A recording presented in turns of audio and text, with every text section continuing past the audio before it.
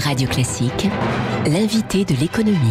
7h22, c'est le patron de Randstad France, Europe du Sud et Amérique latine qui est avec nous ce matin sur Radio Classique. Bonjour François Béharel. Bonjour. Le chômage est reparti à la hausse le mois dernier, proche désormais du record absolu enregistré fin 2014, près de 3,5 millions de chômeurs de catégorie A.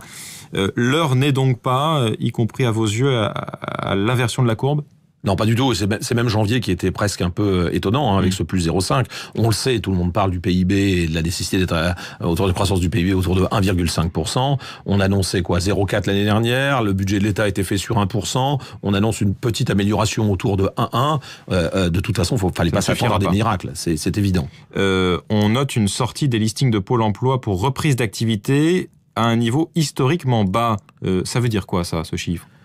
Ça veut dire, comment, vous savez, encore une fois, quelle que soit la situation, nous, en tant qu'indicateurs, on voit bien qu'il y a quand même des choses qui s'améliorent. Après 3 ans de baisse consécutive du travail temporaire, 3 ans ininterrompus, c'est assez incroyable, on avait rarement vu ça. Quasiment jamais. Là, on voit les premières semaines, janvier, février, où on est positif, à 1,5%, un peu plus de 3% en février, et on voit là qu'on redescend dessous de zéro, on flirte avec ce zéro, un peu négatif, un peu positif. Donc on voit bien que de toute façon, la situation s'améliore pour les entreprises, mais il faut du temps. Investissement, innovation, investissement et retour. Donc de toute façon, qu'il y ait une augmentation du nombre de chômeurs, rien d'étonnant, malheureusement. Il y a une reprise économique dans l'ensemble de l'Europe aujourd'hui, qui profite un peu moins à la France qu'aux autres pays. Vous avez cité le chiffre de la croissance attendue cette année. Oui. Pourquoi, alors que l'emploi repart partout ailleurs, pourquoi pas chez nous ?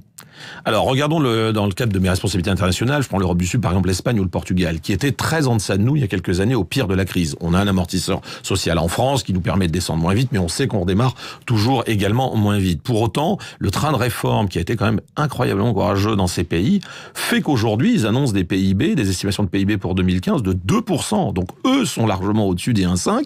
Et quand vous suivez cet indicateur qui est le travail temporaire en Espagne, il est un indicateur de la même manière qu'en France. Nous, on est en train de croître à plus de 2 chiffres, 10, 12%. Et depuis plus d'1 an. Donc c'est stable. Dans notre métier, si vous regardez, vous considérez l'intérim comme un indicateur avancé, quand il y a une vraie reprise en France, on n'est pas en croissance de 2 ou 3%. C'est clair et net, ça doit générer une croissance du travail temporaire de 7, 8, 10% et assez rapidement. Et là, je vous disais précédemment, on passe au-dessus de zéro, qui est une vraie amélioration, mais on voit qu'on redescend, on repasse, donc on voit bien que c'est pas du tout stable. Une reprise franche, c'est 7, 8, 10% de travail temporaire en plus en France, accompagné de recrutement en CDI derrière, évidemment. On en est loin, effectivement. François Béharel, pour vous, quels sont aujourd'hui les freins qui subsistent à cette reprise du marché de l'emploi en France ? Les freins, tout a été dit, tout a été analysé, écrit. On le sait, maintenant, il faut simplement du courage. On sait qu'il y a un problème de formation initiale. On sait que le premier pas pour des jeunes de moins de 25 ans dans le monde du travail est très compliqué. On a un outil qui marche très bien, les stages d'insertion d'entreprise qui permettent d'accéder à 80% d'accès à un premier emploi après cette période d'insertion.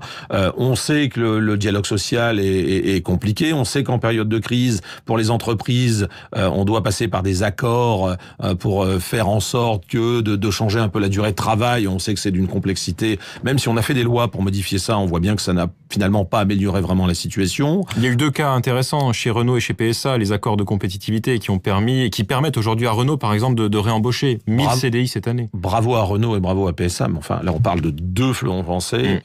L'essentiel de l'emploi se fait dans les petites boîtes. Évidemment, et c'est là où il faut de la flexibilité. Regardez les réformes qui ont été faites en Europe du Sud, ont été quand même assez fortes. La possibilité de demander aux gens au sein des structures de changer de job sans passer par des mois et des semestres de consultation, la possibilité d'arrêter certains contrats. Enfin, après, on peut évoquer le fait que c'est une remise en cause des droits acquis, mais le fait est, là, ça repart et l'embauche est massive. Est-ce qu'on peut aller jusqu'à dire qu'il y a une préférence française pour le chômage, qui était une expression déjà employée il y a quelques années, notamment pour les non-qualifiés, comme le disait François Vidal, les non-qualifiés pénalisés aujourd'hui par un SMIC brut, je précise bien, brut, trop élevé.